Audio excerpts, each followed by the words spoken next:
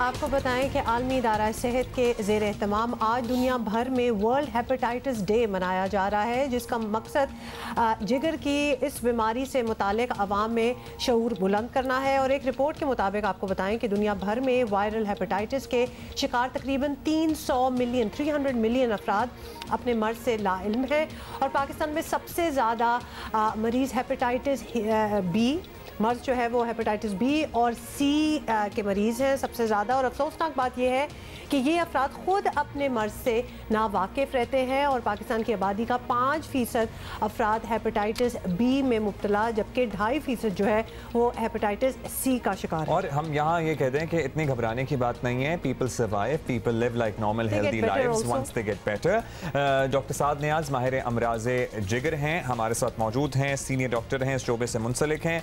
Doctor साहब, hepatitis ABCDE काफ़ी ज़्यादा क्लासिफिकेशंस हो जाती हैं, लेकिन यरकान जैसे कहते हैं, क्या ये गंदे पानी, गंदगी, गंदी चीज़ों से होता है? पहले यहाँ से शुरू कर लेते हैं, फिर B और C पे आते हैं। अस्सलाम वालेकुम, थैंक यू सो मच। बिस्मिल्लाहिर्रहमानिर्रहीम। मैं जो इसमें आपको ये समझना पड़ेगा, दो किस्म के वायरसेस हैं। एक वायरस वो है जो हमें यरकान देता है ज़्यादातर, और जो कि गंदे पानी और पानी आलूदा पानी से मोस्टली या उसकी वजह से खाने पीने जूस वगैरह से होता है, जिसको हेपेटाइटिस A और E कहते हैं। ये आम जॉन्डिस होता है और ये जो है 99% लोगों में खुद से ठीक हो जाता है बगैर किसी दवा के कुछ किए हुए, और इसमें क्रॉनिक मसला नहीं होता है, ये ठीक हो जाता है, दैट्स इट, खत्म। ये ज्यादातर लोगों को होता है बचपन में, आपने देखा हो जो पीलिया जिसको आप आमतौर पर, जिसको अक्सर लोग झाड़ते रहते हैं और ये करते रहते हैं बिकॉज वो वैसे ही ठीक हो जाता है। तो जो भी इलाज आपने जिसका रूहानी और डंडियाँ और पता नहीं क्या क्या लगाता है, उसकी बिल्कुल गैर ज़रूरी चीज़ें की जाती हैं जिसकी कतई ज़रूरत नहीं है। ये इसका ताल्लुक जो है वो पानी से है, मेनली वाटर एंड सैनिटेशन, जैसे टाइफाइड और दीगर अमराज। लेकिन जो हमारे लिए परेशान कुन चीज़ है वो है हेपेटाइटिस B और C। हेपेटाइटिस B और C ये आते हैं ब्लड या ब्लड की जो बॉडी सिक्रीशन है उनके ज़रिए ट्रांसमिट होते हैं।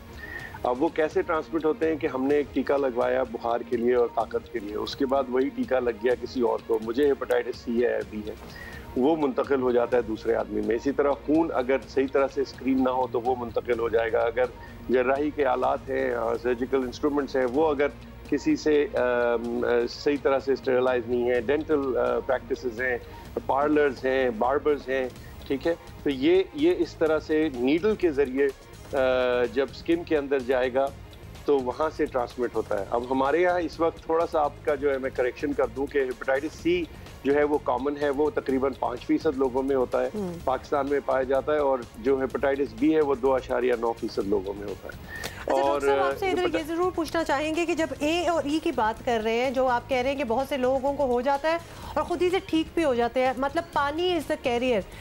इस वक्त पाकिस्तान में जो हालात हैं, कराची के आप बारिश की वजह से हालात देख लें, this would be the time जहां स्पाइक होगा हेपेटाइटिस केसेस में इन द नेक्स्ट 2 वीक्स।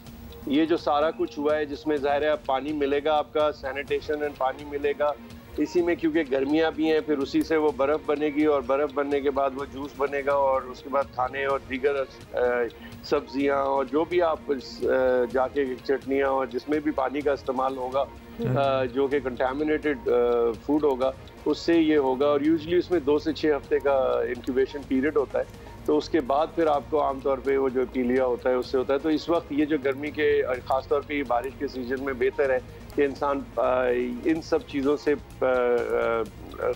बहुत ख्याल करे। दूसरा, अगर आप बॉईल कर लेंगे वाटर को, जो कि आजकल के सीज़न में मुश्किल ये है कि बहुत सारी चीज़ें दस्तयाब नहीं है, तो अगर गैस दस्तयाब है और पानी गर्म किया जा सकता है, उबाला जा सकता है, तो उबाल के पानी पिए तो उससे कम इस मसले से निस्बतन आपका ये सारी टाइफाइड वगैरह भी इसी तरह होते हैं। लेकिन जो मेन जो हेपेटाइटिस वर्ल्ड हेपेटाइटिस डे जो आज वो करते हैं वो हेपेटाइटिस B और C से करते हैं, बिकॉज ये 1/3 दुनिया हेपेटाइटिस B से अफेक्टेड हो चुकी है तकरीबन। और डॉक्टर साहब, आपने तमाम अलामात वो तो बता दी कि किस तरह फैलता है, जाहिर है जिनसी ताल्लुकात से भी फैलता है, इसके अलावा जर्राही के आलात, और ये जिस तरह HIV वगैरह फैलता है उसी तरह फैलता है। इसका इलाज क्या है और इसका इलाज क्या आसान है या मुश्किल है, क्या है? दोनों अमराज, हेपेटाइटिस बी का तो फायदा ये है कि इसकी वैक्सीन अवेलेबल है। आजकल लोग बहुत ज़्यादा कोविड की वजह से वैक्सीन के बारे में और वायरस के बारे में बहुत सारी लोगों को इन्फॉर्मेशन है। ये भी हेपेटाइटिस सी आरएनए वायरस है, बिल्कुल कोविड की तरह है, और हेपेटाइटिस बी जो है वो डीएनए। लेकिन हेपेटाइटिस बी की वैक्सीन है, यानी कि अगर आप अपने को वो वैक्सीन लगा लेंगे तो हेपेटाइटिस बी से आप बच जाते हैं। इसीलिए हम बच्चों की पैदाइश के टाइम ही उनको यहाँ पे लगा दिया जाता है ताकि उनको फिर ये ना हो। और हेपेटाइटिस बी से बहुत सारी दुनिया के ममालिक हैं, उन्होंने अपनी जान छुड़ा ली है इस तरह वैक्सीनेशन के प्रोग्राम के जरिए। लेकिन अगर किसी को हो भी जाए तब भी उसका अद्वियात से बगैर टीकों के, बगैर तकलीफ के इलाज मौजूद है।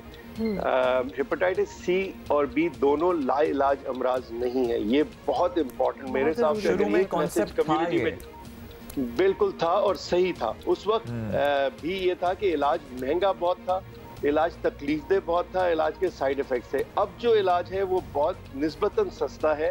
आप तकरीबन 2500 रुपये महीने में और 3 महीने का इलाज है, तो it's not expensive at all. 2500 से लेके और अगर बिल्कुल जी कंपैरिजन अगर डॉक्टर साहब किया जाए बहुत 3000 रुपीज में, अब 3000 रुपीज में आपको पूरा 3 महीने का इलाज मिल जाता है। तो वो और हम जैसे हमारा एक इदारा है हेल्थ फाउंडेशन, तो हम उसमें ये इलाज फ्री लोगों को पिछले कई सालों से कर रहे हैं अल्हम्दुलिल्लाह।